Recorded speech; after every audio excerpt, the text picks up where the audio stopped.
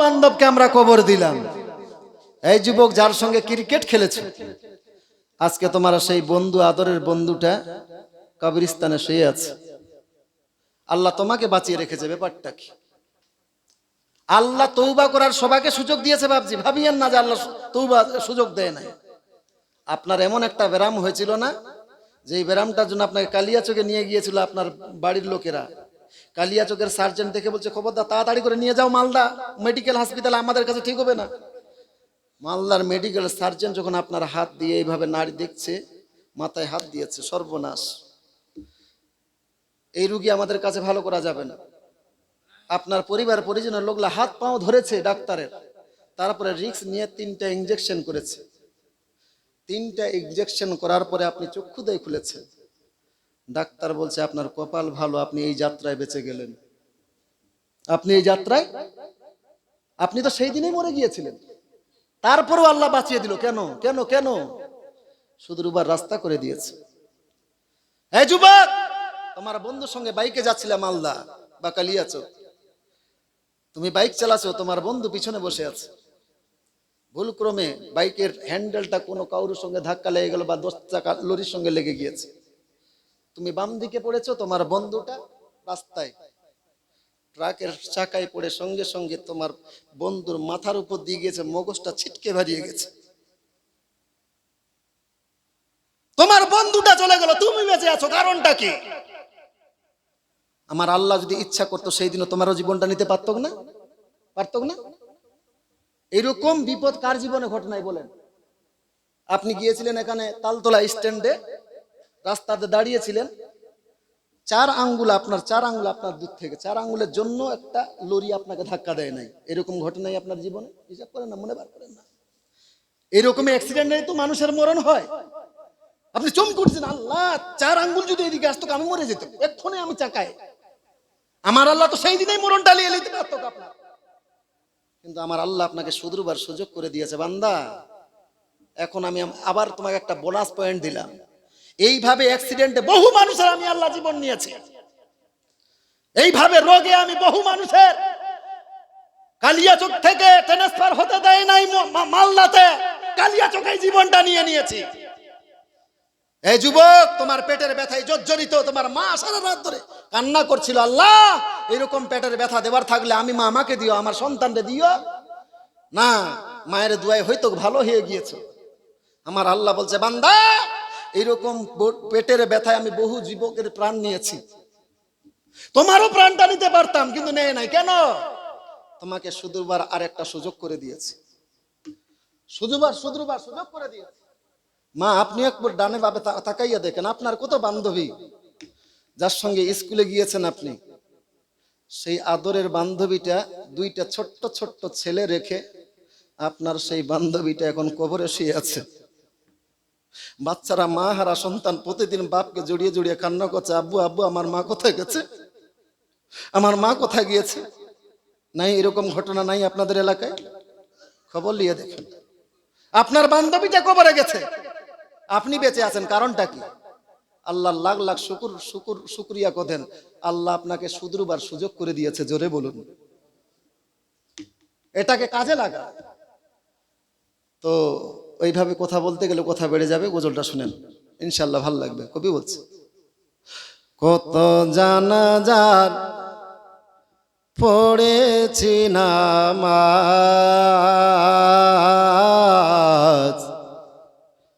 দিয়েছি কত দাফন, কত জানাজার পড়েছি নামাজ, দিয়েছি কত দাফন, কোথায় যেন আছে আমার তৈরি সাদা কাফন, জানাজার পড়েছি নামাজ, দিয়েছি কত দাফন, কত জানাজার পড়েছি নামাজ, দিয়েছি কত দাফো। ভালো লাগছে ভাই? ভালো লাগছে? এই মেহফিলটা করেছে ভালো না খারাপ? কারা কারা সমর্থন করছেন একটু হাত উঠিয়ে বলেন ইয়া রাসূলুল্লাহ। মাশাআল্লাহ, খুব ভালো লাগছে। বাপজিরা একটু কম উঠিয়েছে, আগামী বছরে যেন আরো হয়। এর জন্য আমি বলবো না 1 লাখ টাকা দিতে হবে কাউকে, সাপোর্ট করার জন্য, আমার এই যুবক ভাইগুলোকে সাপোর্ট করার জন্য, যে ভাই তোমরা এই কাজটা করো, আমরা আছি তোমাদের পাশে। যারা যারা এই আগ্রহটা দেখাতে প্রস্তুত, তাড়াতাড়ি করে, আমি বলবো না যে আপনাকে 1 লাখ টাকা দিতে হবে, যার যেমন সামর্থ্য আমার হাতে দিয়ে যান, যে মৌলানা আগামী বছরে আমরা যেন এরকম আবার মেহফিল আমাদের ছেলেরা করতে পারে, আমার যুবকদের পাশে আছি, এইভাবে নাক নেক কাজ করবে সদা সর্বদাই আমরা তাদের পাশে আছি। সুবহানাল্লাহ। এক বাপজি দিয়ে গিয়েছে, আপনার মনে হয় 100 টাকা, কি বলছেন? আচ্ছা, দোয়া করে দেবো ইনশাআল্লাহ। ইয়া আল্লাহ পাক পরওয়ারদিগারে আলাম, তোমার এক বান্দা নিজের মেয়ে শুনলাম নাকি অসুস্থ। এ দুনিয়ার মালিক, আজকে বাপ মেহফিলের মধ্যে হয়তো তাকাইয়া তাকাইয়া দেখেছে না, অনেকেরই মেয়ে জালসা শোনার জন্য এসেছে। আজকে ইনার মেয়ে যদি সুস্থ হতো, না জানি ওনার মেয়েও হয়তো জালসা শোনার জন্য আসতো। ইয়া আল্লাহ পাক পরওয়ারদিগারে আলাম, দয়া করে মেহেরবানি করে এই দানের ওসিলায় তারে সুস্থতা দান করিও। ভাইজান দেরি করিয়েন না, সুবহানাল্লাহ ডাকে দিল। নারায়ে তাকবীর, নারায়ে রিসালাত। ইয়া আল্লাহ, তোমার এক বান্দা দুনিয়া থেকে বিদায় নিয়ে গিয়েছে, তার কেউ অভিভাবক 500 টাকা দান করেছে। দয়া করে মেহেরবানি করে এই দানের ওসিলায় সেই আপনার তিনার কবরের আযাবকে মাফ করে দিয়ে চিরতরে জান্নাতবাসী করিও। আর একজন যুবক ভাই দিয়ে গেলেন 20 টাকা, আর একজন দিয়েছে 20 টাকা, আর একজন বাপজি দিয়েছে আপনার 100 টাকা, আর একজন দিয়েছে 100 টাকা, আর একজন ভাইজান দিয়েছে আপনার ছোট্ট যুবক দিয়েছে আপনার 20 টাকা। ইয়া আল্লাহ, দয়া করে মেহেরবানি করে প্রত্যেকের দান তোমার দরবারে কবুল করে নাও, এবং যেই নিয়তে দান করেছে তাদের উদ্দেশ্য সফল করিও। আমাদের মা বোনদের তরফ থেকে মনে হয় পাওয়া গিয়েছে 50 টাকা। ইয়া আল্লাহ, ইনারও দান দয়া করে কবুল করে নিও। যে উদ্দেশ্যে দান করি, ইয়া আল্লাহ তার উদ্দেশ্য সফল করিও।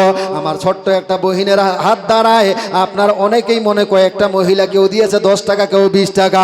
ইয়া আল্লাহ, প্রত্যেকের দান তোমার দরবারে কবুল করে নাও। হ্যাঁ, পর্দার আড়ালের মা, আজকে আপনার বেটারা যদি গানের আলোচনা করতো রে মা, এই জায়গায় ডিজে নিয়ে এসে আপনার গানের ব্যবস্থা করতো, আপনার বেটাও জাহান্নামী হতো, তার সাথে সাথে আপনিও গুনাহগার হতেন। মা, আপনার বেটা এই কাজটা করে নাই, বরঞ্চ একটা ভালো কাজ করেছে। বলে পারবেন না আজকে আপনি 200 টাকা বা 100 টাকা দিতে? এ মাত্র মন বলে রে মা, বর্তমানে মহিলাদের পয়সার অভাব নাই, আমার মা বোনদের মাস গেলেই 500, কথা ঠিক না ভুল? আছে না? মাস গেলে 500, আর দিচ্ছে কথা দেখেন 10 টাকা 20 টাকা। সুবহানাল্লাহ। কেন গে? ভান্ডারের টাকাগুলা কি করবেন গে? সুবহানাল্লাহ। আমা যাই হোক, আমি বলছিলাম 500 টাকা নয়, আপনাদের মধ্যে হবে না 100-200 টাকা, যার যেমন সামর্থ্য ওই রকম পাঠিয়ে দিবেন। আপনাদের জন্য জান খুলে প্রাণ খুলে দোয়া করে দিব। সুবহানাল্লাহ। তুমি বন্ধু ভালো বাচ্চা, শোনো তো, শোনো। আই বহিন, আই শুনবা না? আমার কথা শুনতে পারেন? কে দিল এটা? হ্যাঁ, তোমার ভাবে দিয়েছে তো। ওইখান থেকে হইলে একটু ওইদিকে যাও তো, তুমি ওইদিকে যাও, ওইদিকে যাও। হ্যাঁ, দেখো তোমার বান্ধবী টান্ধবী আছে কিনা এগুলোর মধ্যে কেউ। ইনশাল্লাহ দেন গে 100, 200, 500 এইরকম যার যেমন সামর্থ্য। ইনশাল্লাহ আমি একটু মা বোনদের জন্য জান খুলে প্রাণ খুলে দোয়া করতে নিয়ে আসবো। তুমি এরকম ভয় করছে কোন? আমাকে দেখে ভয় করতে হবে না। সুবহানাল্লাহ। এই তো সুন্দর পাইলা তুমি, কত সুন্দর নিয়ে এসছো দান। তবে সুবহানাল্লাহ। শোনো শোনো শোনো, আরেকবার। আয় বহিন, আয় বহিন, ছোট দিদি, ওইটা চাদরে গেলে কিন্তু খুব মা বোনেরা খুব চাল্লাকের বেটি, আমি জানি না। 10-20 টাকা যদি ওখানে দেয় তাহলে আর পাওয়া যাবে, কেউ 500 টাকা দিবেন, আর কারোর কাছে পাওয়া যাবে না। সুবহানাল্লাহ। তো ওখান থেকে একটা 500 টাকার কলম নিব, আর এখান থেকে একটা পাওয়া গিয়েছে, তবে একটা জোড়া নিব। যেহেতু বড় লোকের বেটি এখানেই আছে, বুঝতে পেরেছি যেহেতু সামনের দিক থেকে একজনের কাছ থেকে পাওয়া গিয়েছে 500 টাকা, তাহলে এখানে অবশ্যই আর একটা বড় লোকের বেটি আছে, একজনের কাছ থেকে আর 500 টাকা। আর ওখান থেকে বহিন যাইও না তুমি, হ্যাঁ ওইদিকে একটু ঘোরাফেরা করো। 500 টাকা ওখান থেকে, আর ওই যে ওখান থেকে একটা দল বড় লোকের বেটি ওখানেও বসে আছে, ওখানে একটা 500 টাকা। দুইটা এদিক থেকে 500, এখান থেকে একটা 500। আর ওই যে একটা বাংলাদেশের মতো দেশ, আর এখানে একটা আপনার শ্রীলঙ্কার মতো দেশ, দুইটা দেশের বেটির কাছ থেকে, ওখান থেকে দুইজনের কাছে কমপক্ষে 500 করে হাজার। আর এই জায়গায় ছোট্ট একটা শ্রীলঙ্কার দেশ, ওই দেশ থেকে চাইব একজনের কাছ থেকে 500 টাকা। এই পাঁচটা কলম 500 টাকার আসলে আপনাদের জন্য জান খুলে দুয়াটা করে দিব। সুবহানাল্লাহ। জান গজলটা আপনাদেরকে শোনাবো। তবে সর্বপ্রথম নিয়ে আসুন তো সেই ভাগ্যবান মহিলা কে আছেন যে 500 টাকা দিবেন আজকের মেহফিলের মধ্যে। এই যুবকদেরকে উৎসাহিত করার জন্য তোমাদেরকে গান বাজনা করতে হবে না, তোমাদেরকে ডিজে ভাড়া করতে হবে না। আগামী বছরে টাকা আরো লাগবে, আরো আমরা দিব। আমাদের উৎসাহ দেখো। যাও, এই বছরে 500 টাকা দিলাম, আগামী বছর জালসা করার আগে আমার কাছে আসবা, আরো 500 টাকা দিব। তা আগামী বছরের জন্য বলি না, এই বছর আপনি 500 টাকা দিবেন। একজন কোনো মা, খালা, বহিন, দিদি, যার যেমন সমর্থ সেই সমর্থ অনুযায়ী তাড়াতাড়ি করে মাত্র একজন 500 টাকা। একজন হয়েছে, 2 নম্বরে তাড়াতাড়ি কোনো মা বা বহিন বা দিদি, খালা আসেন, মাত্র 500 টাকা হবে না গে? কোন একজন 500 টাকা চেয়েছি মা, আপনার জান চাই নাই, আপনার প্রাণ চাই নাই, কেবল মাত্র আপনার জন্য আপনার কাছে 500 টাকা। যাই হোক, আমার যুবক ভাইদের মধ্যে এবং বাপজিদের মধ্যে একজনের কাছ থেকে 500 টাকা পেয়ে গেছে। বহিন এবার একটু এই দিকে যাও তো, ভালো পাচ্ছে। আর তুমি রাগ করছো না? কে শোনো, তুমি রাগ করছো না? কি রাগ করো না? না, যাও। হ্যাঁ, ভালো। এইগুলো কাজ সবাই করতে পারবে না। আল্লাহর ঘরের ফকির সবাই হতে পারে? এটাও ভাগ্য লাগবে, ভাগ্য লাগবে।